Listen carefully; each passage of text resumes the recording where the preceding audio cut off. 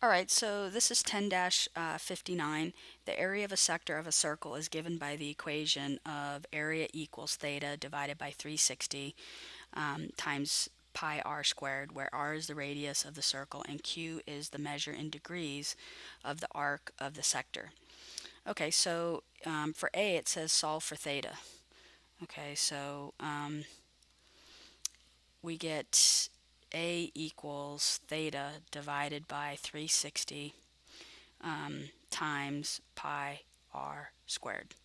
All right, so when we solve for anything, we want to solve for theta. And so like A is by itself, this equation right now is solved for the area, and we want to solve for theta. So that means we need to move all of this to the other side. So the easiest, uh, I think the easiest is first to get rid of the 360. And I don't mean get rid of it, just move it to the other side. So if we divide it by 360, what do we have to do to the other side? We have to multiply by 360. So if I multiply by 360 on this side, then I have to multiply by 360 on this side. So we get 360a equals theta times pi r squared. Okay, now this is theta times pi r squared. So I need to move this to the other side. So since we are multiplying, I'm going to divide this side by pi r squared. And if I divide the right side by pi r squared, I have to divide the left side by pi r squared. Okay, so then we end up, this cancels out, and we end up getting theta equals 360a divided by pi r squared.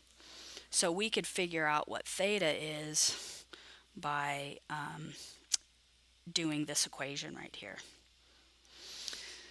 All right, so B, they kind of mix it up a little bit, and we have A equals theta divided by 360 times pi r squared. So they want us to solve for the radius. So now we want to get r squared by itself. So what I'm going to do is move theta divided by 360. And the easiest is if I multiply by the reciprocal here, 360 divided by theta.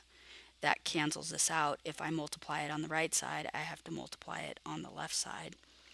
So then I get 360a divided by theta equals pi r squared. Okay, so we still want to get r squared by itself. So I have pi here.